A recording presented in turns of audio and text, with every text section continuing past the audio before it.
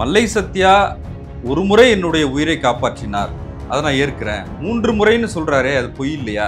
ஒரு முறை காப்பாத்தினா நன்றி சொல்ல மாட்டியா? அடுத்தவனுடைய இருப்பை ஒத்துக்கொள்ளாத ஒரு பெரிய சர்வாதிகாரி அண்ணன் வைக்கும். இன்னைக்கு அந்த கட்சியில் இருக்கவங்களாம் எத்தனை பேர் இருக்காங்க? 2 மினி பஸ்ல தான் பிடிக்கும். அவ்வளோ எம்பியா இருக்காரு, ஒரு எம்பி இருக்காரு, அவ்வளோ எம்எல்ஏக்கள் இருக்காங்க, 4 பேர் இருக்காங்க.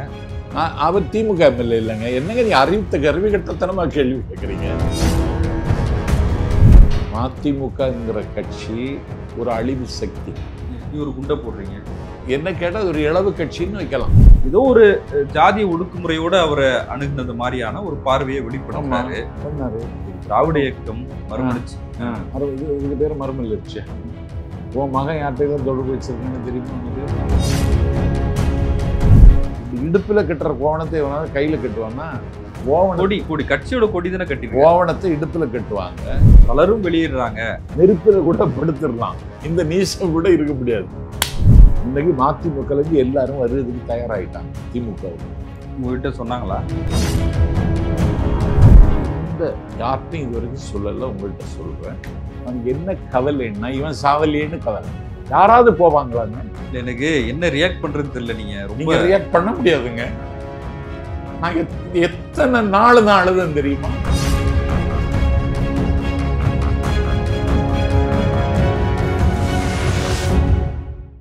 சவுத் பீட் அன்பு உறவுகளுக்கு வணக்கம். நான் ஃபெலிக்ஸ் இன்பஒளி. இந்த நேர்காணலில் நாம் சந்திக்கிறப்பவர் திராவிட இயக்க பேச்சாளர், எழுத்தாளர் திரு நாஞ்சில் சம்பத் அவர்கள். வணக்கம். வணக்கம். நீங்கள் மதிமுகவில் 19 வருடங்கள் பயணித்தவர். அதன் பிறகாக மதிமுகலேருந்து விலகி வந்துட்டீங்க. தாண்டி நான் கல்லூரி மாணவனாக இருந்த பொழுதே வைகோவால் ஆட்கொள்ளப்பட்டவன். அவர் திமுகவில் இருக்கும்போது ஆட்கொள்ளப்பட்டவன். ஒரு நீண்ட கால வைகோ சொல்லி நான் படித்த தென் திருவிதாங்கூர் இந்து கல்லூரியில் மாணவர் திமுகவை தொடங்கியவன். 1984 இலங்கை தமிழர் பிரச்சனையில் எம்ஜிஆர் முதலமைச்சர், கலைஞர் கைது செய்யப்பட்ட பொழுது என்னுடைய கிராமத்தில் மணக்காவிளை சந்தை திடலில் பொதுக்கூட்டம் நடத்தி, அந்த கூட்டம் நடத்தியதற்காக முன்னெச்சரிக்கை நடவடிக்கையாக கைது செய்யப்பட்டு பாளை சிறைச்சாலையில் அடைக்கப்பட்டவன். ஒரு நீண்டகால பயணம் அது. இப்போ மதிமுகவில் மீண்டும் ஒரு சர்ச்சை, ஒரு உட்கட்சி பிரச்சனை. மதிமுகவின் துணை பொதுச் செயலராக இருக்கிற மல்லை சத்யா அவர் துரோகம் செய்து விட்டார் அப்படின்னு சொல்லப்பட்டிருக்குது. அவரும் வெளியே ஊடகங்களில் நான் துரோகம் செய்யவில்லை அப்படின்னு ரொம்ப அழுகவும் செய்கிறாரு. வைகோ மதிமுகவை விட்டு விலகியவர்களோடு அவர் தொடர்பு வைத்திருக்கிறார் அப்படின்னு குற்றம் சாட்டுறாரு. நீங்களுமே கூட மதிமுகலேருந்து விலகி வந்தீங்க. மதிமுகலேருந்து விலகி வந்தவர்னு ஒரு பெரிய லிஸ்டே போடலாம். எப்படி பார்க்குறீங்க இந்த விஷயத்தை? எவ்வளவு களிசடைத்தனமான இழிவான அரசியலை வைகோ மேற்கொள்ளுகிறார் என்பதற்கு இந்த பேச்சு சாட்சி. மதிமுகவை விட்டு விலகியவர்களோடு தொடர்பு கொள்ளக்கூடாது என்று மதிமுகவில் சட்டத்திட்டத்தில் ஏதாவது இருக்கிறதா? மதிமுகவை அழிக்க பார்க்கிறவர்கள், கட்சிக்கு துரோகம் செய்தவர்கள், அந்த பட்டியலை வைகோ வெளியிட தயாரா? யாரோடு தொடர்பு கொள்ள வேண்டும், யாரோடு தொடர்பு கொள்ளக்கூடாது என்று அவரிடத்தில் ஒரு பட்டியல் இருக்கா? திருப்பூர் துரைசாமி, கோயத்தில் இருக்கிற வல்லம் பஷீர், இருவரையும் அவர் சொல்றாரு. திருப்பூர் துரைசாமி மதிமுகவினுடைய அட்சய பாத்திரமாக இருந்தவர். அவர் மேல சில கையாடல் பண்ணிட்டாரு. ஒரு கையாடலும் கிடையாது. அவர் கட்சியினுடைய அவைத்தலைவராக இருந்தார். அதை தாண்டி தமிழ்நாட்டினுடைய தொழிற்சங்க மேதை திருப்பூர் துரைசாமி. அண்ணாவின் காலத்தில் சட்டப்பேரவை உறுப்பினர். தமிழ்நாட்டில் எம்எல்எஃப் எல்பிஎஃப்க்கு தலைமை தாங்கியவர். திமுகவினுடைய தொழிற்சங்க அமைப்புக்கு பனியன் ஆலை தொழிலாளர் சங்கத்தை நிறுவியவர், நிர்மாணித்தவர், அதை தொடர்ந்து முன்னெடுத்து சென்றவர். இவர் கட்சி தொடங்கியதற்கு பிறகு எல்பிஎஃப்ல இருந்து விலகி திமுகவில் இருந்து விலகி எம்எல்எஃப் என்று தொடங்கியவர். அந்த எம்எல்எஃப் இயக்கினார், ஆற்றலோடு இயக்கினார். மதிமுகவின் தொழிற்சங்கம் அது. ஆமா, மதிமுகவின் தொழிற்சங்கம். அந்த சொத்துக்களை திமுக கொண்டு போகக்கூடாது என்று நீதிமன்றத்தில் வழக்கு போட்டு அந்த சொத்துக்களை இன்றைக்கு தனதாக்கி கொண்டவர். இன்றைக்கும் அந்த பஞ்சாலை சங்கத்தை இயக்கியவர். அவர் எப்படி கையாடல் செய்வாரு? அது மதிமுக சொத்தா? இல்லையே. அப்படித்தானே சொல்ல. தொழிற்சங்க தலைவன் துரைசாமியினுடைய வியர்வையால் விளைந்தது அது. மதிமுகவுக்கும் அதுக்கும் சம்பந்தம் கிடையாது. இல்ல, அவரு வைகோ சிறையில் இருக்கும்போது அவரு சுகமாத்தான் வாழறாரு அப்படின்னு ஊடகங்கள்ல பேட்டி கொடுத்தவர் அவரு. யாரு? திருப்பூர் துரைசாமி. ஆமா, சுகமா தான் வாழ்ந்தாரு. தலைவருக்கு எதிராக அப்படி பேசலாமா? இல்லங்க, நீங்க அவரை அங்கீகரிக்க வேண்டாமா? நீங்க அவரை அவமானப்படுத்தலாமா? சில்லுண்டி பயிர்களை வச்சு அவரை சீண்டலாமா? அண்ணாவின் தம்பி அல்லவா அவரு? நீங்க சுகமா தான் வாழ்ந்தீங்க, இல்லைன்னு சொல்லுவீங்களா?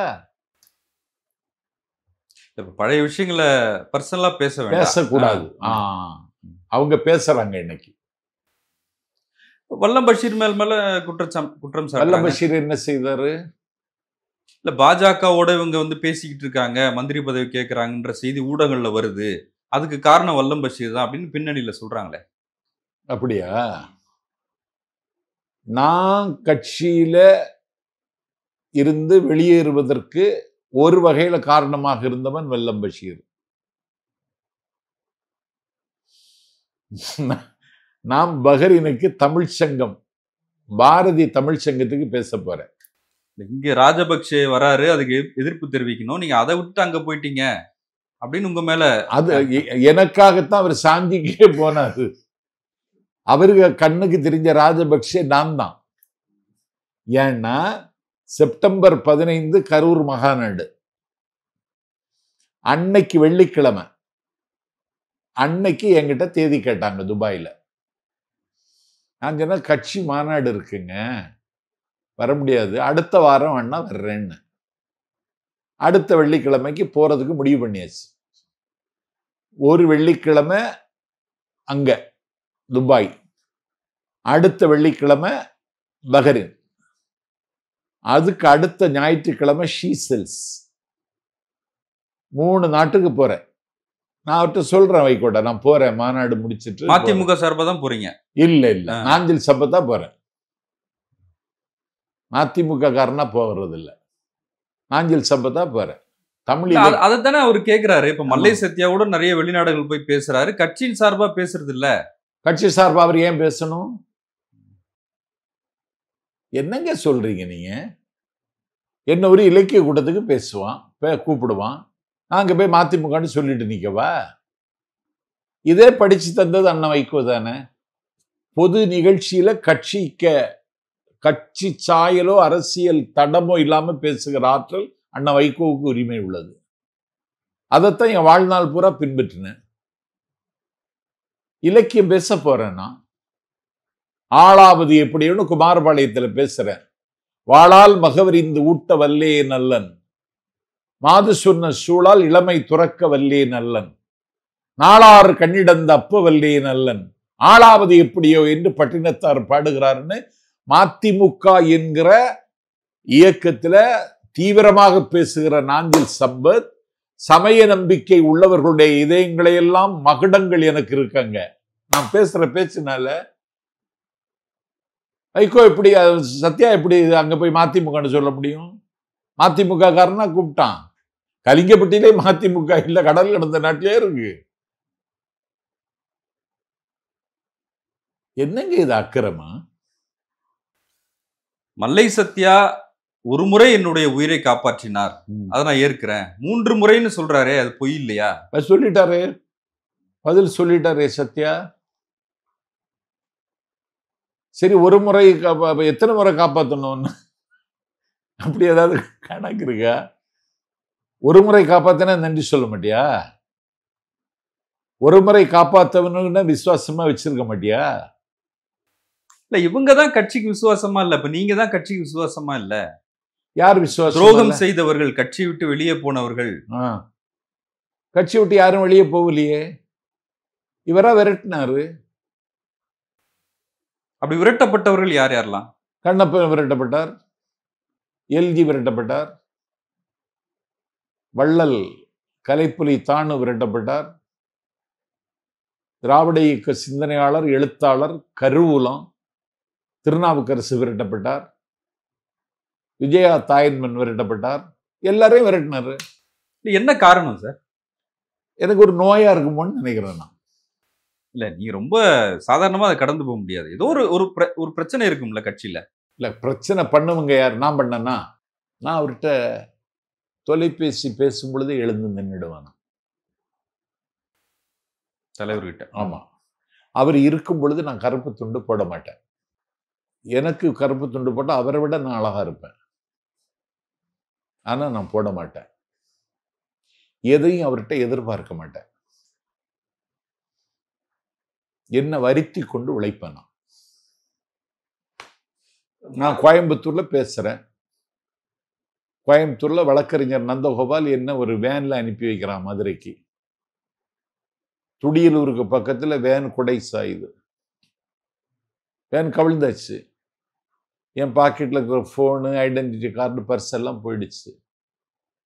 அப்புறம் அவனுக்கு நம்பர் எனக்கு காணாம தெரியும். நந்தகோபால்னு. இன்னைக்கு மதிமுகவில் அவன் தான் பொருளாளராக இருக்கான். என் மேல அவ்வளவு உயிரை வச்சிருப்பான் தம்பி.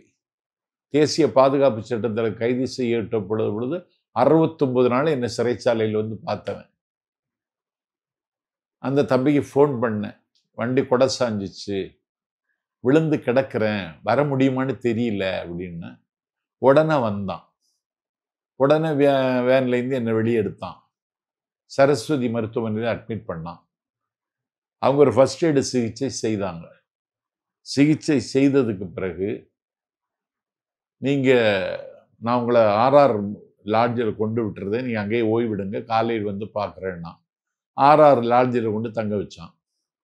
நான் ஆர்ஆர் லாட்ஜில் அவன் தங்க வச்சுட்டு போன உடனே கையில கெட்டு போட்ட சூழலையே என் பெட்டியை எடுத்துட்டு சிங்காநல்லூர் பேருந்து நிலையம் வந்து மதுரைக்கு வந்துட்டேன். மதுரையில காலையில செல்வர்கள் கூட்டம்.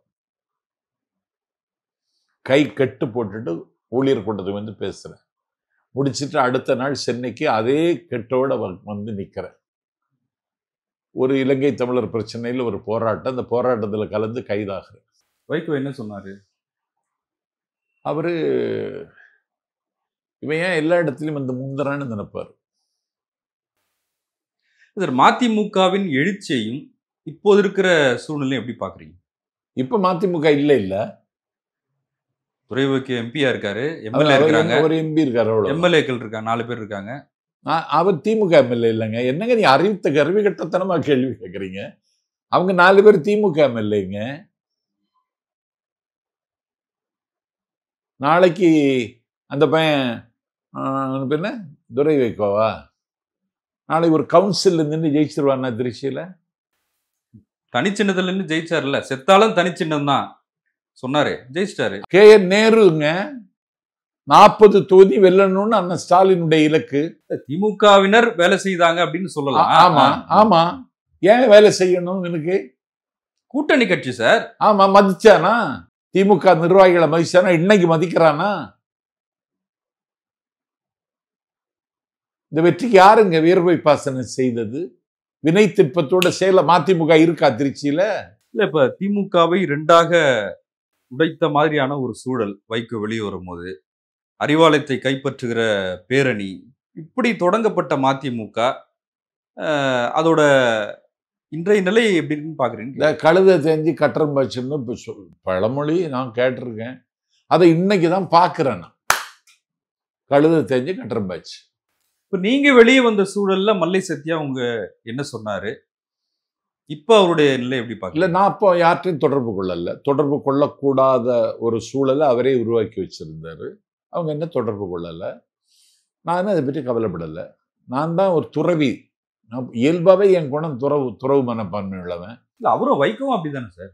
அவர் எத்தனை நடைபயணங்கள் போயிருக்கிறாரு. ஆமா. ஒரு எலெக்ஷன்ல வந்து நிக்கவே செய்யாம வந்து தவிர்த்திருக்கிறாரு. ஏன் நிறைய போராட்டங்களை ஏன் நிக்கல சந்திச்சிருக்காரு. ஏன் நிக்கல? அது அதிமுக செய்த துரோகம் தானே. அதிமுக என்ன துரோகம் செய்துச்சு? நீ அங்கீகாரம் எப்படி வாங்கின? அதிமுகங்கிற கட்சி ஒரு அழிவு சக்தி. கேட்டீங்களா? இப்படி ஒரு குண்டை போடுறீங்க. ஆமா. ஏப்ரல் 16 எழுச்சி நாள் பேரணி 994. அந்த பயணத்துக்கு என் கிராமத்திலேருந்து ஒரு வண்டி பிடிச்சி என் தம்பி வாரான் ஸ்டாலின். பொன்னாக்குடிங்கிற இடத்துல விபத்து. வெளிநாட்டுக்கு போறதுக்கு விசாவும் பாஸ்போர்ட் எடுத்துட்டு என்ன பார்த்துட்டு பேரணியில் கலந்துக்கிட்டு போகலான்னு வந்தவன் பொன்னாக்குடியில் அடிபட்டு கால் நகத்திலேருந்து தலை வரைக்கும் சல்லி சல்லியா நொறுங்கிட்டவன். 2 பேரும் செத்துட்டாங்க. நான் கேட்குறேன், என் தம்பி அடிபட்டுட்டான், பேரணி முடிஞ்சாச்சு, அடிபட்ட விவரம் இவருக்கு வந்தாச்சு, என்கிட்ட சொன்னியா? நீ சொல்லல. நான் அடுத்த நாள் அடிச்சு பிடிச்சு போய் திருவனந்தபுரம் அரசு மருத்துவக் கல்லூரி மருத்துவமனையில் அவனை அனுமதிச்சுட்டு வந்தேன். நீல அன்பழகன் முதல் நகர்மன்ற தலைவர் மதிமுகவுக்கு, துறையூர்ல விபத்துல செத்தான். கேளுங்க, இந்த கட்சிக்கு அரை மணி நேரத்துல 1 மணி நேரத்துல வேட்டி தயாரிச்சு தந்தார் ஒரு பெரியவர். குடும்பத்தோட விபத்துல செத்தாங்க. இந்த கட்சியில இருந்தா சாவும் சஞ்சலமும் தான் இருக்கும். பல பேருடைய உயிர் தியாகம் தான் மதிமுக. இப்படி சொல்றாரு. இப்படி எல்லாம் செத்தாங்க. எல்லா பேரணிலையும் 10 பேர் சாவும். என்ன கேட்டா ஒரு இளவு கட்சின்னு வைக்கலாம். போட முடியுமான்னு தெரியல. நீங்க போட பேசுறீங்க. ஆமா. அவரு அடுத்தவனுக்கு இருப்ப ஒத்துக்கிட மாட்டார். என்னுடைய மகனை எடுத்துட்டு வர்றதுக்கு எனக்கு விருப்பம் இல்ல, ஆனா கட்சி நிர்வாகிகள் 99% 99 பேர் 6. அப்ப அவனும் துரோகி இல்ல? அந்த 99 பேரும் துரோகிகள். அந்த துரோகிகளை கட்சி விட்டு தூக்காண்டாமா? இல்ல, அவங்க ஆதரிச்சாங்க என் பையன் வரணும்னு. நீ ஆதரிக்க சொன்னா ஆதரிச்சான். எனக்கு விருப்பம் இல்லைன்னு தானே சொல்றாரு. உனக்கு விருப்பம் இல்ல, 99 பேர் ஆதரிச்சான்ல, ஏன் ஆதரிச்சேன்னு கேளு. அவன் என்ன அவ்வளவு பெரியவன்? அரிஸ்டாட்டில் அவன், அர்த்த சாஸ்திரம் தந்த சாணக்கியன் அவன், அமெரிக்காவில் கற்பினத்திற்கு விடுதலை வாங்கி தந்த ஆபிரகாம் லிங்கன் அவன்.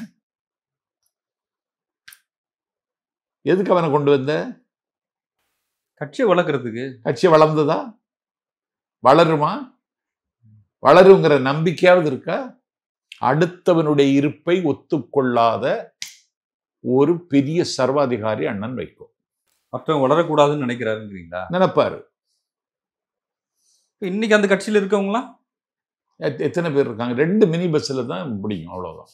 2 மினி பஸ் வேணும். பெரிய பஸ் பிடிச்சிட கூடாது, 2 மினி பஸ், அவ்வளவுதான். இல்ல, நீங்க இப்ப கட்சி ரீதியா விமர்சிக்கிறீங்க.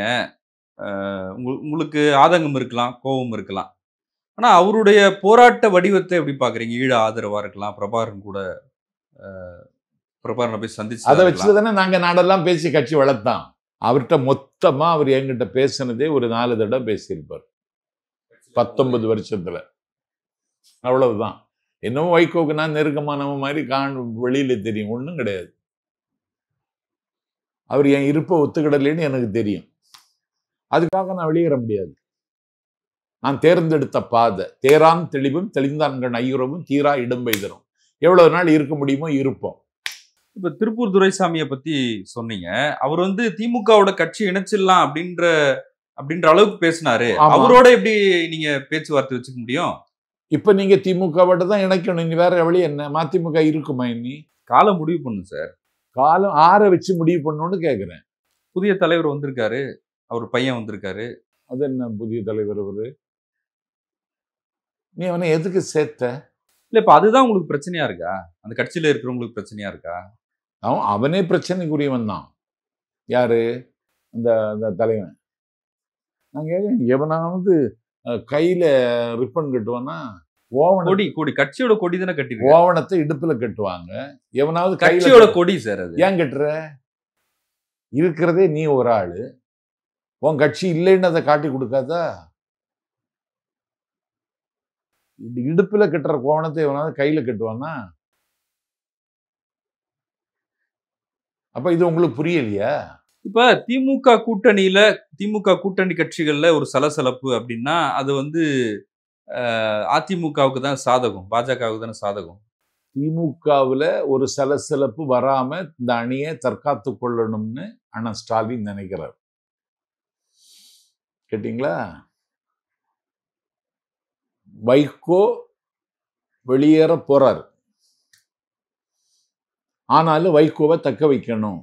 இந்த கூட்டணியில ஒரு உராய்வோ சிராய்ப்போ ஏற்பட்டு விடக்கூடாதுங்கிற கவலையும் பொறுப்புணர்ச்சியும் மாண்புமிகு முதலமைச்சர் அண்ணன் ஸ்டாலினுக்கு இருக்கிறது.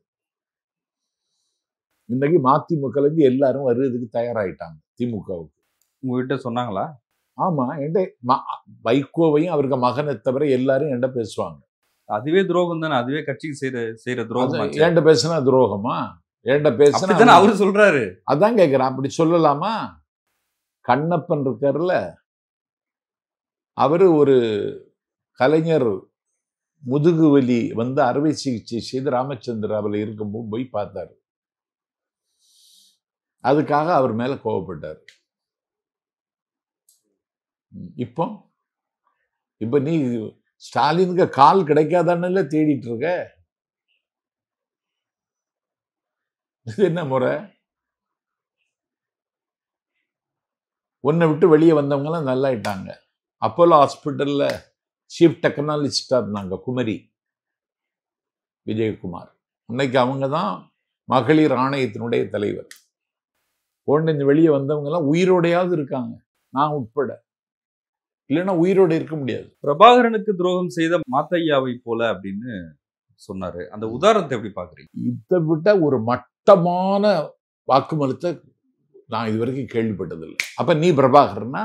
உதாரணம் அது எப்படி உதாரணம்? மல்லை சத்யா மாத்தையாவா? சரி, மாத்தையா துரோகி என்பதற்கு என்ன அடையாளம் வச்சிருக்க? என்ன ஆதாரம் இருக்குண்ட? இல்ல, அவரே ஒத்துக்கிட்டாரு. யாரு? பிரபாகரன் கிட்ட. அந்த மாதிரி ஒரு செயல் திட்டத்தை எனக்கு கொடுத்தாங்க அப்படின்னு. We will fight to the last man என்று சொன்னவன் மாத்தையா. கடைசி தமிழன் உயிரோடு இருக்கிறவரை நாங்கள் போராடுவோம்னு சொன்னவன் மாத்தையா. ஒரு இயக்கத்துல உட்பகையும் குழு மனப்பான்மையும் உருவாகும் இயற்கை தான். அதுல மாத்தையா காட்டி கொடுத்தான் என்பதற்கு ஏதாவது தரவு இருக்கா? நீ இப்போ மாத்தையாவோட சத்யாவை ஒப்பிடுனா அப்ப நீ பிரபாகரனா? பிரபாகரன் யாருங்க? தமிழ் தேசிய இனத்தினுடைய ஒப்பாரும் மிக்காரும் இல்லாத மகத்தான தலைவர். இந்த நாட்டில் அவனுக்கு நிகரான வீரன் உலகத்தில் இதுவரைக்கும் பிறக்கலைங்க. ஒரு சிங்கள பேரினவாதத்தை எதிர்த்து தன்னந்தனியாக போராடினவங்க. அதுல அவர் முரண்படுவாரா உங்க கருத்துல? முரண்பட மாட்டாரு. நீ அவரோட நீ எப்படி ஒப்பிடலாம்? நீ ஒரு சீட்டுக்கு ஒருத்தண்ட போய் அண்டி நிக்கிறவன் நீ போய் பிரபாகரனோட எப்படி ஒப்பிடலாம்? அவரு தன்னுடைய மகனை களத்துல இறந்து சாகடிக்கப்பட்டாங்க. அவருடைய மனைவி இருக்கிறாங்களா இல்லையான்னு தெரியாதுங்க. அவரு இருக்கிறாரா இல்லையான்னு இன்னும் தெரியாது. தமிழர்களுக்கு ஒரு நாடு வேண்டும் என்று கேட்ட ஒரு தலைவனோட ஒரு சீட்டுக்கு பேரம் பேசுற நீ ஒன்னு எப்படி ஒப்பிடலாம்? இப்ப நீங்க திமுக ஆதரிச்சு பேசுறீங்க, மதிமுகவை திட்டுறீங்க. ஒரு காலம் திட்டது இல்லையே. ஒரு காலம் ஒரு மேடையிலும் திட்டல. மேடையில திட்டல. இப்ப இந்த பேட்டியில இப்ப சத்யாவை நீங்க கேட்டீங்க, நான் உங்களை கூப்பிட்டேனா? நான் பேட்டி தாரேன், என்ன மதிமுக இருந்தாங்க திட்டணும். இல்லாத கட்சியை எப்படி திட்டுறது? ஒட்டுமொத்தமா என்ன பிரச்சனை? யாரு? இப்ப பலரும் வெளியேறாங்க. பலரும் இல்ல, எல்லாரும். இல்ல, எல்லாரும் அப்படி நினைக்கிறதுக்கான காரணம் என்ன? இருக்க முடியாது. நெருப்பினுள் துணிச்சலும் ஆகும்னு சொல்றான் திருப்பதி. நெருப்பில கூட படுத்துடலாம், இந்த நீசம் கூட இருக்க முடியாது. என்னங்க அநியாயம் இது? கட்சிக்கு கோடி கோடியா கொட்டி கொடுத்தவனெல்லாம் தூக்கி தூர வீசுறாரு, கோபப்படுறாரு. நான் ஒரு பாவமும் செய்யலையே. கரூர்ல மகாநாடு 2012 அதுக்கு முந்தின மகாநாடு திருநெல்வேலி மாநாடு. அந்த மாநாட்டுக்கு நான் தலைவன். அந்த மாநாட்டில் தலைமை உரை முடிஞ்ச பிறகு வைகோ சிறப்புரையாற்றணும். நான் வைகோட்ட போய் இப்படி பணிஞ்சு நின்று எவ்வளவு நேரம் எடுத்துக்கிடலான்னு கேட்குறேன். Take your own time Sampath அப்படின்னார். நான் 1.25 மணி நேரம் பேசுறேன். மாநாட்டுக்கு வந்து வண்டியெல்லாம் நான் பேசி முடிச்சோன்னு கிளம்பிடுச்சு. இந்த யார்ட்டையும் இது வரைக்கும் சொல்லல, உங்கள்கிட்ட சொல்றேன். அடுத்த நாள் காலையில அரியலூர்ல ஒரு திருமணம் நான் நடத்தி வைக்கணும். இன்னைக்கு மதிமுகல தான் இருக்கான், ஊராட்சி மன்ற தலைவரா இருக்கான். அளக்க முடியாத அன்பின் சின்னம் வாரணவாசி ராஜேந்திரன். அவன் என்ன இந்த திருமணத்துக்கு கார்ல கூட்டிட்டு போறான், இன்னோவா கார்ல. அந்த கார் விருதுநகருக்கு இந்த பக்கம் வருகிற பொழுது அந்த சாலையினுடைய நடுவில் கட்டப்பட்டிருந்த அதுக்கு மேல மோதுது, காரை அடிபடுது. நான் வெளியே வீசப்படுறேன். டிரைவரை சுதாரிச்சு எப்படியோ நிப்பாட்டிட்டான். லெக்கேஜ் இருக்கு. காலையில கல்யாணம். ரொம்ப வேதனைப்பட்டு நான் மதுரைக்கு போய் ஒரு வண்டி எடுத்துட்டு வந்துடுறேன், இந்த வண்டியை எங்கேயாவது விட்டுட்டு போகலாம் அப்படின்னு சொல்றாரு. நான் சாலை ஓரமா இப்படி நிற்கிறேன். வைகோ வேன்ல வர்றார். கார் அடிபட்டு நிக்கி. மாநாட்டுக்கு தலைமை தாங்கின நாஞ்சில் சம்பத்து தெரு ஓரத்தில் ஒரு அனாதை மாதிரி நிற்கிறான். என்னை பார்த்தாரு, வண்டியை நிப்பாட்டினார். என்னாச்சு? வண்டி அடிபட்டுடுச்சு. எங்க போறீங்க? அரியலூர்ல நாளை கல்யாணம். சரி, எங்க? வாரணவாசி ராஜேந்திரன் இன்னொரு வண்டி பிடிக்க போயிருக்காரு. சரி, நான் போயிட்டு வரட்டா அப்படின்னு போறாரு. எப்படியாவது ஒருதம் போவானா? இன்னைக்கு உங்ககிட்ட சொல்றேன். இதுவரைக்கும் யார்ட்டையாவது சொல்லியிருக்கேனா? அவனுக்கு என்ன கவலைன்னா இவன் சாவலியேன்னு கவலை. யாராவது போவாங்களாங்க? இல்ல, எனக்கு என்ன ரியாக்ட் பண்றதுன்னு தெரியல. நீங்க ரியாக்ட் பண்ண முடியாதுங்க. நான் எத்தனை நாள் தான் அழுதேன் தெரியுமா? நீ என்ன செய்திருக்கணும்? தலைவனா இல்லைங்கிறத விடு, மனிதனா இருந்தா நீ என்ன செய்திருக்கணும்? மேல ஏறு, உன்னை மதுரையில கொண்டு விடுறேன்னு சொல்லி ஒரு விடுதியில என்ன தங்க வைக்க கூடாதா? செய்யலையே நீ. இன்னைக்கு மதிமுகவில் இருக்கிற வாரணவாசி ராஜேந்திரன் நான் அன்னைக்கே சொன்னேன், புரியுதா உங்களுக்கு வைகோவே அப்படின்னு கேட்டு தானே வந்தேனா?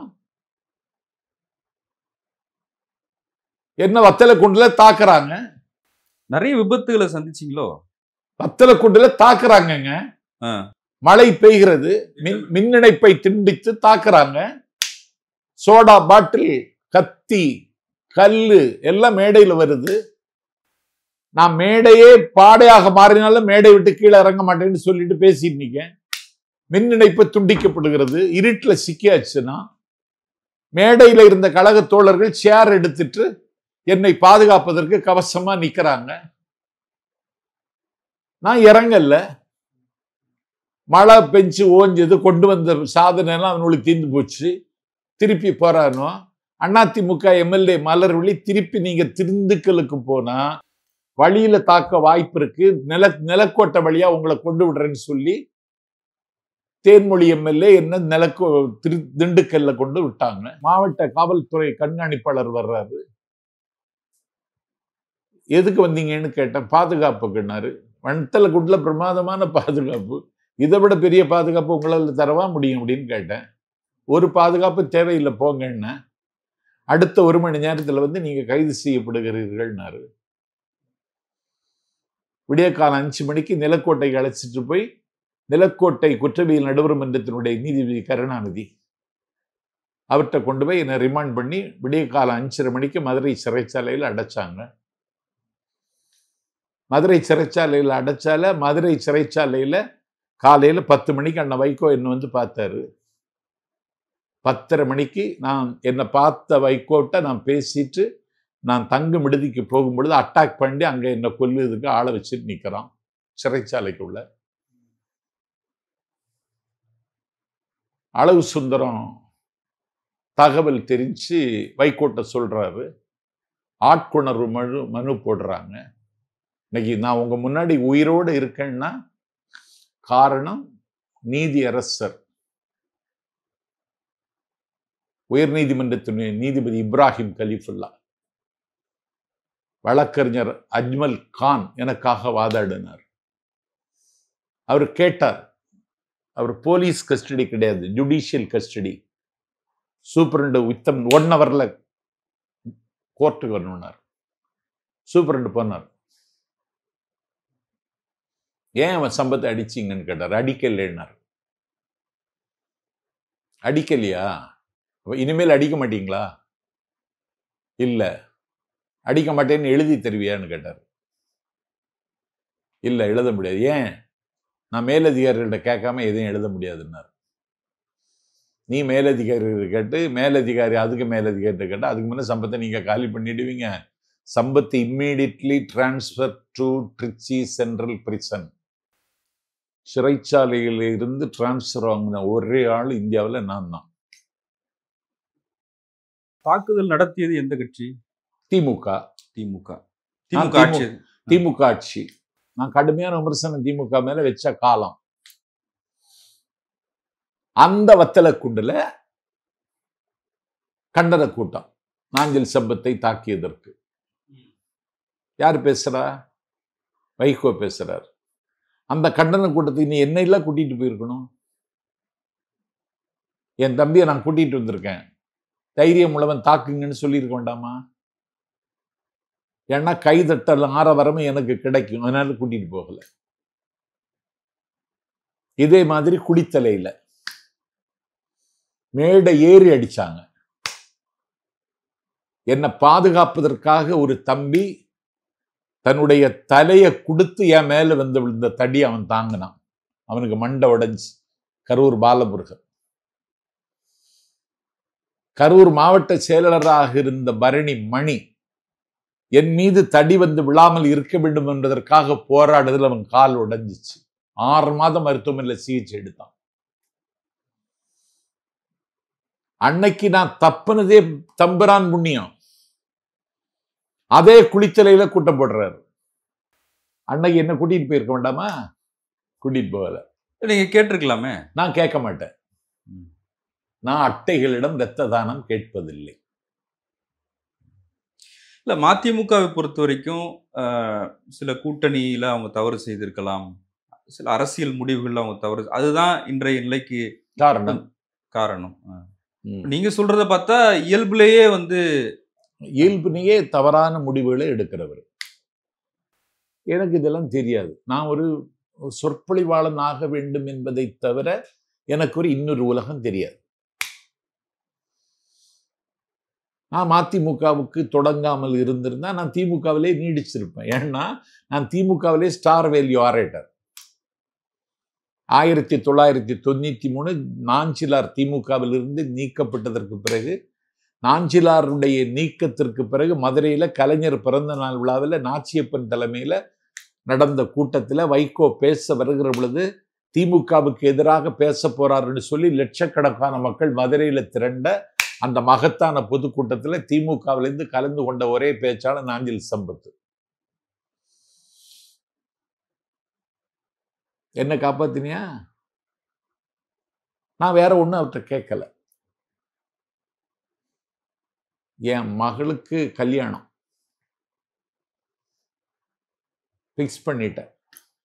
மே 12 டேட் ஃபிக்ஸ் பண்ணிட்டேன் சொல்லி அவருக்கு வீட்டில், நான் வீட்டுக்கெல்லாம் அதிகம் போக மாட்டேன். வீட்டுக்கு போக மாட்டேன், கூளை கும்பிடு போட மாட்டேன்.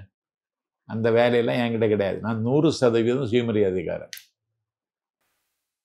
மதிவதினி கல்யாணத்து மகளுக்கு கல்யாணம். அப்படியா?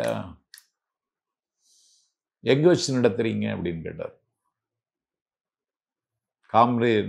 காமரின் இன்டர்நேஷனல் ஸ்கூல் வளாகத்தில் நடத்துறேன்னு. உடனே முகம் மாறிடுச்சு. நான் பெரிய அளவில் நடத்தணும்னு நினைச்சேன். பெரிய அளவுன்னா தமிழ்நாட்டில் இதுவரைக்கும் யாரும் நடத்தாத கல்யாணமா இருக்கும்னு நினைச்சேன். காசி ஆனந்தனை கூப்பிடணும், அண்டன் பாலசிங்கத்தை கூப்பிடணும்,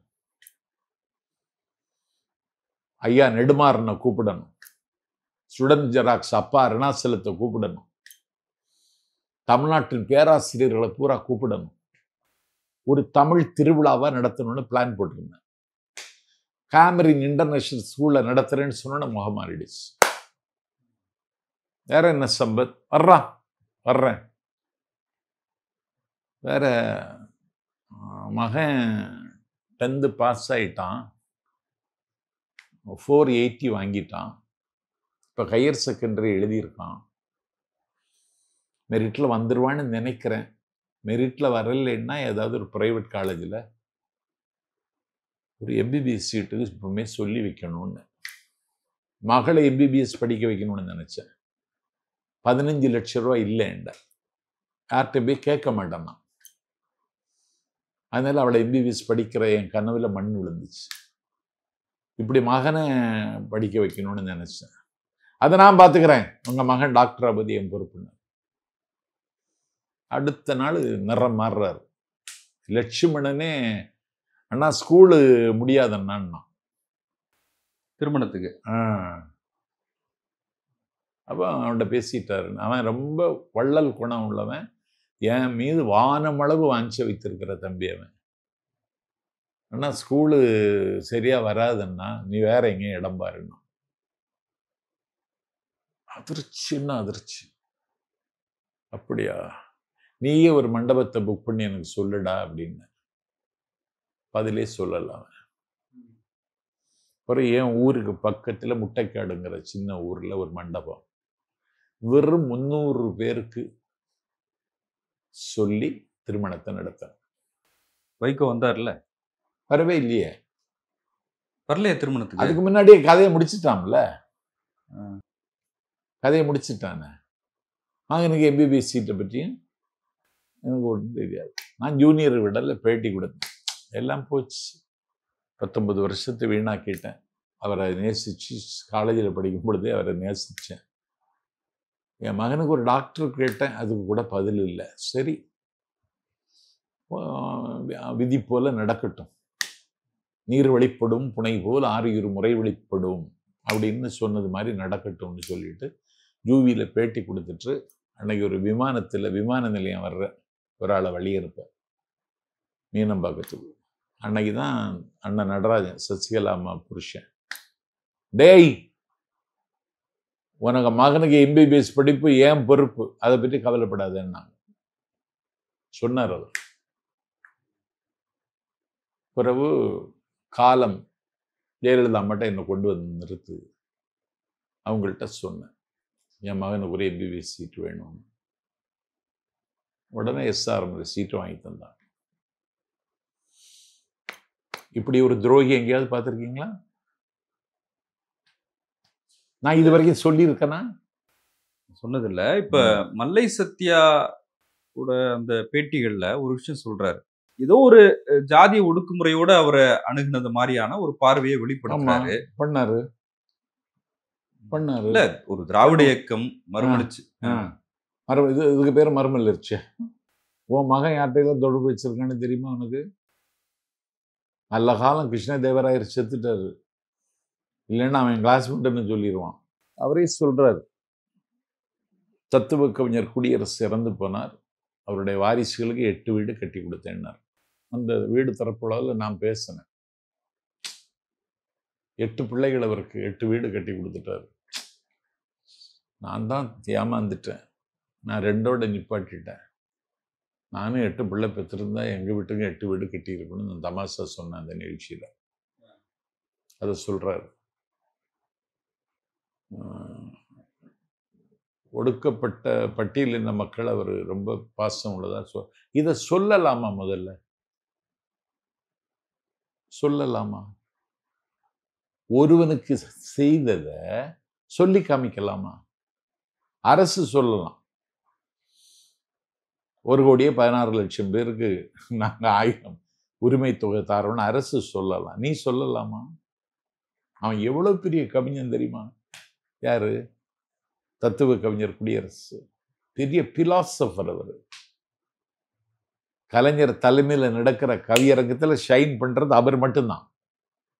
அவர் ஒன்னு நம்பி வந்தாரு, அவருக்கு ஒரு வீடை கட்டி கொடுத்துக்கிட்டு 8 வீடு கட்டி கொடுத்தேன்னு பேசுற, இப்படி பேசலாமா? அப்ப நீ உங்ககிட்ட யார் இருக்கா? உன்னுடைய உள்ளம் நிறைய பூர்ஷ்வாக்கள் உட்கார்ந்து இருக்கிறார்கள். நீ பூர்ஷ்வா. நன்றி சார், உங்களுடைய நேரத்துக்கு மிக்க நன்றி.